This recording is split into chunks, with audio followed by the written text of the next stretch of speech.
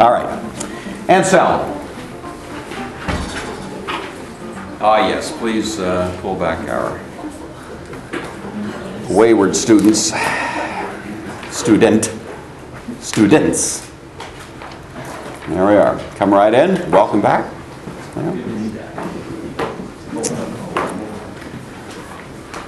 All right. Anselm is the last great Platonist. That's the first thing you want to have in your mind. He is, in a sense, the last hurrah of the Augustinian philosophy theology. By the time we get to Anselm, there has been a great seismic shift in Christian outlook. Aristotelian ideas are out there. Islam, Judaism, both are using Aristotle to critique the Christian faith. And it seems as if Platonism has less and less of a place to work from. So please understand that. I don't know how else to picture it, except that, if you can sort of say, if this is a timeline, and let's say here's the time of Augustine, and here's the time of, let's say, Thomas Aquinas. That's not quite right. Let's say 1300. He dies in 1276. So, all right. In a sense, at the beginning of this period, Plato dominates because of Augustine. Aristotle is on the outs. Right? Aristotle's a bad guy. We don't like Aristotle when we're living in the year 400. Platonism and the Platonic approach to philosophy and indeed to theology dominates. And so that kind of continues, but over the process of this, several hundred years, Platonism is continually being attacked. And the attack is coming from, let me see if I can really do this cool, multicolors. The attack is coming from the Aristotelian perspective. So even though Aristotle's a bad guy from the Christian point of view, the very fact that he's viewed negatively by Christians makes him a weapon for non-Christians. And just as Aristotle attacked Plato, so Aristotelian philosophy began to attack Christianity. The principal enemies that used Aristotle to attack the Christian faith are, first of all, Islam, and secondly, Judaism. Now, this doesn't happen immediately, of course. Muhammad doesn't even, what is he, 600s? And the intellectual form of Islam doesn't really arrive until you get to the era of Baghdad, which is like 7, 8, 900, and so on. But gradually, this is the wrestling match. And so, the Platonic approach continues more and more to sound like old news, not really relating, in a really powerful way to the critique from the Aristotelian side. Until finally, the church is forced to get into the ring and fight with, in terms of an Aristotelian conversation on its own terms. And of course, the great genius who does that for us is going to be Aquinas. So here's the sea change. We start with Augustine, we end with Aquinas, and over the period of time we see the sort of philosophical outlook of the church turn on top of itself, and we shift from a Platonic to an Aristotelian outlook. The great Aristotelian scholars that lead up to Aquinas are Islamic. Averroes is the name I gave you the other day. Others who were challenging in the universities of Europe Christian outlook. This would be the University of Paris and so on, Bologna, other places where the Christian faith is being challenged by this kind of Aristotelian outlook. You have at the same time, kind of in this time frame, the Renaissance, which is highly Aristotelian in its outlook. Much more emphasis on this world. Much more emphasis on, nature. Not so much emphasis on great divine images. Does that make sense? So that's kind of the big picture of what's going on here. Well, Anselm, my point is the last guy, sort of the last hurrah of Platonism. So even though Platonism is on the wane, Anselm himself is a great thinker in that Platonic tradition.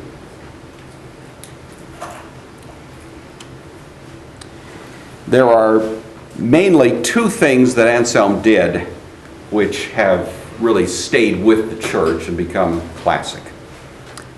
Two works that he wrote. And these are, anybody know? Can anyone help me here? What have you ever covered Anselm anywhere before, besides here? Has it ever popped up? Or do you otherwise have any background knowledge? Anybody? Is this pure? Is new stuff? Brand new territory? Krista, can you tell me anything about Anselm besides what you just heard me say a little bit here? Anybody? Okay. No, it's Jacob? You're no? Okay. All right. All right. Anselm wrote quite a bit, but there's three works we're interested in. Two of them we're mostly interested in. All right. The first one, of his most famous one, is called Monologium.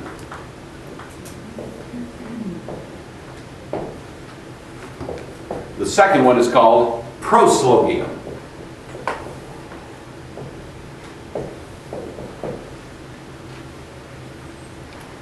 Monologium, M-O-N-O, L-O-G-I-U-M. Proslogium, P-R-O-S-L-O-G-I-U-M, Proslogium. The third one is called Cur Deus Homo.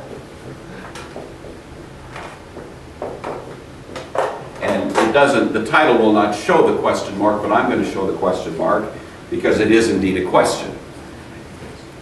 All right.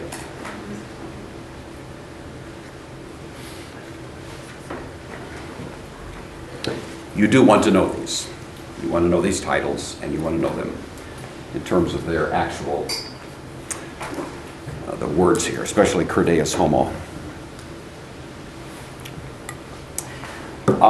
The proslogium is really kind of the old theistic proof following pretty much Platonic terms.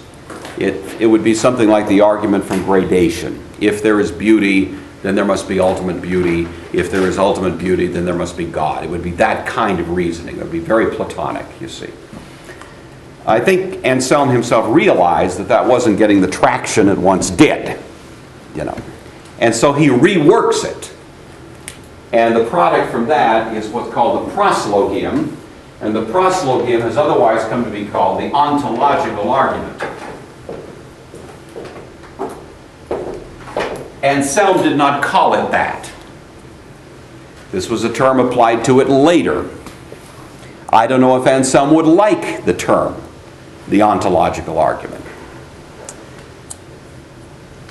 Even though I was alive at the time, I was busy elsewhere and never had a chance to ask St. Anselm whether he would like this term. So I have to leave that as an unanswered question. One of the very few, Trevor, unanswered questions. Where were you? Well, I was elsewhere. I was down in Rome. I was trying to straighten out the Pope at that point, you know, but wasn't working too well. And then there was that crusade I went on. That, of course, was kind of, that had me out of town for a while. You know, so there's a lot of stuff happening, man. You can't be everywhere at once. So anyway, yeah, Richard the Lionheart and I, we kind of hung out together. We were buds. You know. All right. Oh, Richie. All right. I want to briefly treat. I don't want to spend too much time on this, even though it's. Some of you may know I visited not long ago Bear Creek, which is a classical school over in Redmond, Washington. Have a lot of rich Microsoft kids there, you know. Not nearly as nice as you guys. Believe me, I was glad to get home. But nice kids, but not like you. I mean, you guys are in a class by yourself. You're so wonderful. Even you, Avery, just wonderful. But anyway, the teacher that I was visiting happened to be a course in Western civilization or Western thought, and he was introducing Anselm that very day, and he planned to spend a whole week on the ontological argument. I couldn't believe it. there's other stuff in the universe, my friend, besides the ontological argument. But anyway, more power to it. I gave it to you. I gave you the bare nubbins of this to you the other day, right? It should be in your notes. Did you get it down? Did I give it to you? So God is that being than whom no greater being can be conceived, right?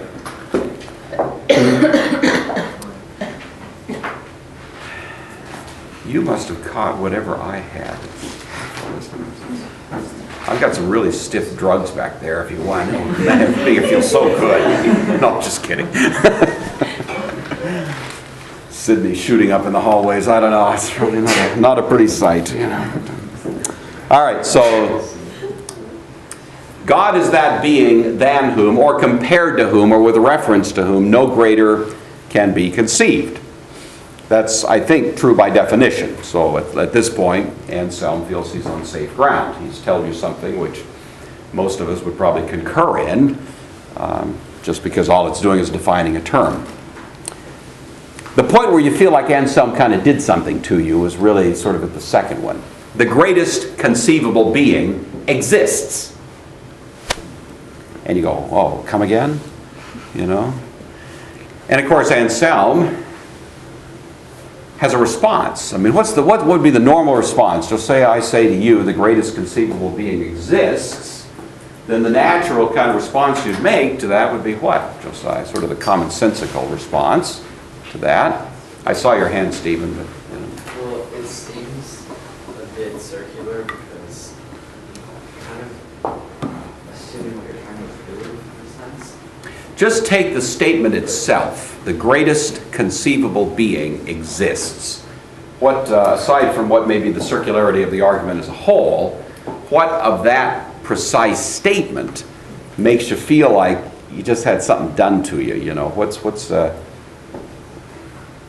I wonder, well, who is the greatest conceivable being? All right. What are you talking about? Because, maybe it's the word conceivable. That part's kind of tricky. okay? Stephen, you were going to say something. I was going to say, when you say that the greatest conceivable being exists, I would just ask, how do we know that he exists? Okay, that's sort of that's the normal response to that, isn't it? And what do you suppose? What do you suppose Anselm's response to that would be? Because obviously, people in his own day raised that. That's you know kind of the obvious. Wait a minute. What do you mean the greatest conceivable being exists? How do you know the great? You know that would be the sort of normal. What do you suppose Anselm would say in response to that question, which was put to him many times? Anybody? Any thoughts? Jake? Well, I just remember what Mr. Nixon has told us. He said that he used an analogy of a cheeseburger. He said that if I have two identical cheeseburgers, but one is imaginary and one is real, Yeah. and then which one is greater, and you would think that the one that you can actually eat, the real cheeseburger, is going to be a greater cheeseburger. That's right. Okay. I'm interested, was Mr. Nixon saying that to defend the ontological argument or just to illustrate it? Was he It was an illustration. an illustration? He wasn't actually dying on that hill, probably, as far as you know. Don't think so. All right. Yeah, I'll follow that. This is also, again, sort of true by definition. Existence always is better than non-existence, you know. I have two dogs. One dog is a beautiful dog that'll catch my frisbee. I really don't have that dog anymore. I told you that story already. Didn't I tell you guys that story? Yeah. So anyway, I don't want to try to do tear-jerking. Then the other dog is an imaginary dog. That dog can always catch the frisbee. He can leap 100 yards in the air and snag that frisbee right out of the window of a jet flying by. I mean, it's an amazing dog. But the problem is that dog doesn't exist. Which is greater? Laura, which is greater?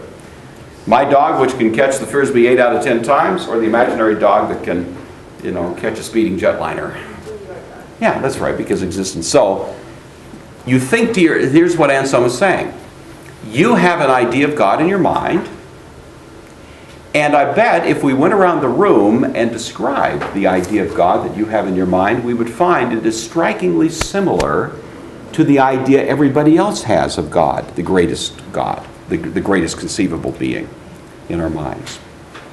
And you can go all over the world and find this. That people, if you ask them, what is the greatest conceivable being? You'll find a striking amount of a common understanding there. But he then says, okay, this greatest conceivable being, as you conceive of him in your mind, do you conceive of him as existing or not existing?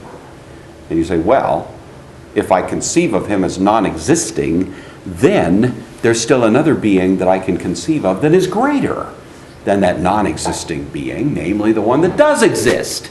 Because the greatest conceivable being, by definition, exists, doesn't he? Therefore, God exists. You go,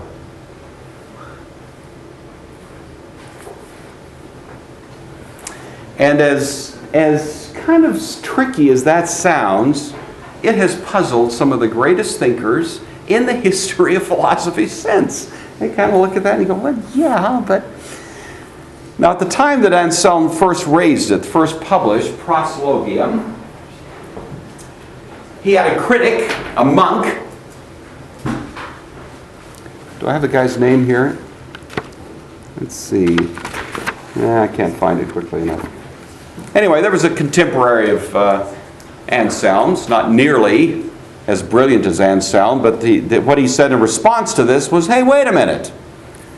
I can imagine a perfect island. Palm trees, sandy beaches, the weather is perfect every day. That's what he says. This monk says, I can imagine a perfect island. That doesn't mean, St. Anselm, that the perfect island actually is out there in the Pacific somewhere. Just because I can think about it doesn't make it exist. Just because I can think about your greatest conceivable being doesn't make that being exist, right? Sounds like a pretty... What's wrong with the monk's critique? What do you suppose Anselm would say in response to that monk? He had a response. Any idea what he would say? And it goes back to your cheeseburger idea, because the monk might have just as well said, I can imagine a perfect cheeseburger. But that doesn't make it exist. A perfect island, a perfect whatever. How do you suppose Anselm would respond to that? He's a very bright guy. This is, and so the argument has a little more horsepower than people usually give it credit for. Well, I'll say that. What do you think? Anybody? Trevor, what do you think? Any idea how Anselm would respond to that? Just because I can imagine a perfect island doesn't mean necessarily that that perfect island exists. I guess you could say that it's not a perfect island because it doesn't exist, or there's no such thing. Do you think Anselm would say that if I can imagine a perfect island, then the perfect island must exist? Would Anselm say that? No. No, he would not. So somehow or other, Anselm sees his idea of a being than whom no greater can be conceived as a different kind of thing than a perfect island, perfect milkshake, perfect whatever, Any ideas? Anyone want to take a bite of that? Krista, any idea? Anyone want to take a shot at that one? What would Anselm say to that? I have an idea that I think I forgot. It is. How do you know what? Wait a second. How do you know what perfect is? Okay, that's actually kind of hinting at the right direction. Anybody want to take a run at this one? Come on, you're brilliant people. Go ahead. I'll try one more. Go ahead. How do you know that the perfect thing doesn't exist? But you just Well, okay. experienced it, or? Yeah, I don't know that Anselm would respond that way, but it's not a bad response to raise. At least it would be one way to, kind of come at it. All right, well, work with me here. I'm not saying I'm not invested in this. I just want you to get it. Anselm would say, it's one thing to talk about a perfect island, a perfect, lemonade, a perfect classroom, a perfect whatever, philosophy teacher. It's one thing to talk about these things. It's another thing to talk about perfection itself, a being, than which no greater being, not island, not milkshake, not cheeseburger, but the being itself. In other words, is there a class of something that we can call the greatest thing? Not things. Things can be all sorts of things. But is there something that I can imagine in my mind, and there's nothing greater that could possibly be conceived of than that thing? And Anselm says, of course, that we all have that notion rattling around in our brains. This being, not hamburger, but being, than which nothing greater can be conceived. Here's the little kind of, I think, piece of the argument that does have some significance. We all have that idea in our minds. We all do. Every one of us can imagine this being than whom no greater can be conceived. Anselm's point is really that unless there is that being than whom no greater being can be conceived, we could never talk about a perfect island, a perfect cheeseburger. We could never talk about any of these things, even in our imagination. In other words, if I can put it this way, what Anselm is really proving is not so much, and I'm not sure he would agree with me on this, but I'm going to speak for him now. I don't think Anselm is necessarily proving so much that this greatest conceivable being exists, but he's proving beyond a doubt that all of us believe that he exists. You see? In other words, he's proving that you have that idea in your mind, and that idea is so deeply imprinted, embedded in your DNA, that you are constantly reckoning on the fact that God is there. Because every time you say, well, this hamburger's better than that hamburger, or that island's better than this one, or make any judgment of any kind about anything, saying one is more nearly perfect than the other, you are basing that on some notion of an eternally perfect being by which all these things are gauged. Now that is, again, Platonism. That is a Platonic argument. But the force of it is the very force we ran into with Plato, that it does demonstrate that there's something deeply in us. You want to close that door for us? It does prove that there's something very deeply in us that is persuaded and convinced that being must actually be there, not just as a kind of a fig Newton in our imaginations, but as an actual existing being, because we bank on it all the time.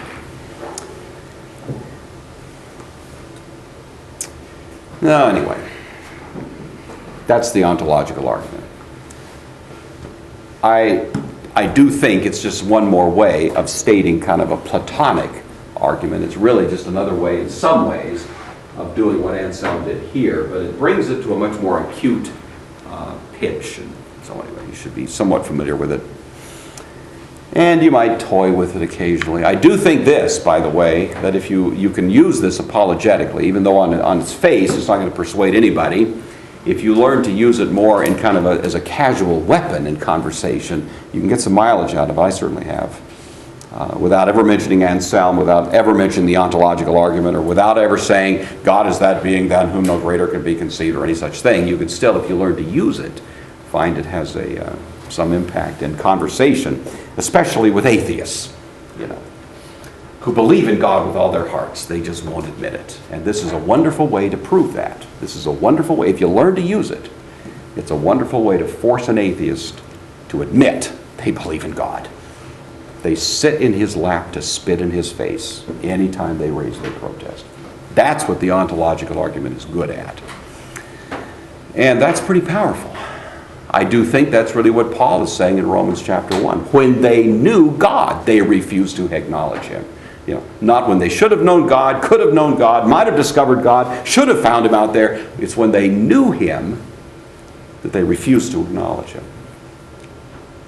I really think that that's true of your atheistic friends. I don't know if you have atheistic friends, but you will. As you go off to Pagan U, you're going to meet them, and they're going to poke fun at your Christian faith, and lots of Christians just run and hide or just quote verses or something. But if you can learn to just, get inside the skin of that atheistic psychology and make them face themselves, you'll find, you have to be careful with this, but you find it can be very potent. The reason I say you have to be careful is because there are some, Francis Schaeffer, in fact, tells the story of when he started L'Abri, of getting these kids that were kind of whacked out anyway. This was the late, this 50s and 60s, and kids were sort of in a existential malaise, and they would show up. And at the beginning, Francis Schaeffer was pretty brutal in forcing them to confront the implications of their own sort of meaningless philosophy of life. And he could do it with a certain degree of force. And he did it that way until once one of those people that he had just confronted, a couple of days later, went and committed suicide. And then Francis Schaeffer said, note to self, you got to be gentle. Atheists are fragile. I want you to know that. They are fragile. You need to handle them carefully. They live in a universe that is intolerable to the human psyche. And they don't like being there, even if they say they do. And if you're brutal enough with them and making them not face your Christianity, but face their atheism, if you do that effectively enough, they can have a meltdown. And you want to be cautious. It's a powerful weapon. I'm quite sincere about this. But you should learn to use it lovingly to reach that poor person and help them to see God's grace in the midst of their meaninglessness, So anyway, I think that's what this argument's good for, and for that reason it's worth kind of mastering it. All right, the other, do we have time? Yeah, we'll kind of tuck this in. Cur deus homo, ever encountered that? Anybody know anything about cur deus homo? All right, anybody can translate this? Go ahead. Sydney? I think it says, why God man? Exactly. That's what you want to know. That is the title, Why God Man? Is Anselm taking up the question, why was it essential that Christ, as Chalcedon affirms, is both God and man, two natures, one person, vera homo, vera deus? Why is that essential to the atonement? Why does the death of Christ on the cross only work as an atoning sacrifice if Christ is both God and man? All right, that's the question. Y'all got that? That's what's going on. And some would say that if Christ went to the cross simply as a perfect man, his atoning sacrifice would be useless to us. If Christ went to the cross only as God, that would be useless to us as well. You see. He had to be both in order for the atonement to have any effect. And the way he reasons this through, we'll see how the time goes here. He says, if I commit a sin, then I have robbed God of his honor. I'm supposed to honor God with my life, and in my slightest sin, telling a little lie, whatever I might do, falling short, I have robbed God of the honor that he is due from me. And how much do I then become indebted to God for having robbed him of his honor? What's the quantum of the debt there, Trevor? How much do I owe God if I neglect to obey him in the slightest measure in my life? In a sense, I, as a result of that, owe him what? Owe God what? You owe him your own life? Mm-hmm. And would my own life repay the debt? No. The debt I owe God is what? It's an infinite debt. My slightest sin incurs an infinite debt. Not because I'm worth so much, but because God is worth so much. God is infinitely dignified, limitlessly glorious, and I therefore owe him perfect obedience, and my slightest act of disobedience robs God of an infinite quantity of the honor that I owe him. You see. So it puts me infinitely into the debt of God.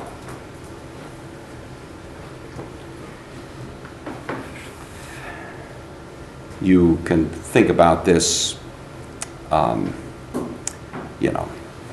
here we are in this classroom. If Sydney over there, not Sydney, Lewis, of course, were really upset with me after class, and he just walks up to me after class and says, "Gore, that was the most miserable excuse for a philosophy lecture. I don't know why my folks are paying any kind of money for this at all." And he spits in my face and turns around and walks out the door. I'm not giving you any ideas, am I? All right. Would that be an indignity to me? Would that be an insult to me? Even if I deserved it, which I probably do. But would it be an insult to my dignity to do that? Okay. Now, Avery, you are the judge. I have sued Sydney for the indignity. This, by the way, is a battery. It's a tort. I could sue him. And you're the judge. And you are now required to assess money damages for the insult I have sustained because of the indignity of having Sydney spit in my face. How much are you going to award to me in dollars to compensate for the spittle that I had to mop off my face in this insult? Well, I would take into consideration how much you spent on your lawyer and all that. Okay. And he would probably just have to pay that straight up. And then I don't know how to put. I know, but juries do it every day of the week, so you just got to do it. Someday you'll be on a jury and you'll have to do this. Put a dollar sign on it. How much? Just give it a dollar sign. Cole says $3 million. $3 million? Sydney, come on up, pal. Make my day. Well, Nicole, I appreciate your generosity. It'll never get $3 million. Never. I was thinking more along 100,000. Not even 100 grand. Believe me, no judge is going to give you 100 grand. But he might give you, $100, let's say, at the most. Really? Okay, yeah, I mean, hey, I'm just a school teacher. Now let's say that Sydney is not so much upset with me, but let's say the President of the United States shows up and Sydney somehow muscles his way into the crowd. Sydney, good strong Republican, has had it with this guy, and he gets close enough that he's able, in some fluke, some breakdown of Secret Service protection, to spit in the face of the President. Now he's in court.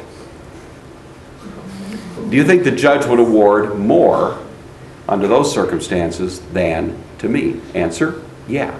He's going to do felony time. I mean, it's not just a fine, which could be, upwards of your Nicole's, $3 million.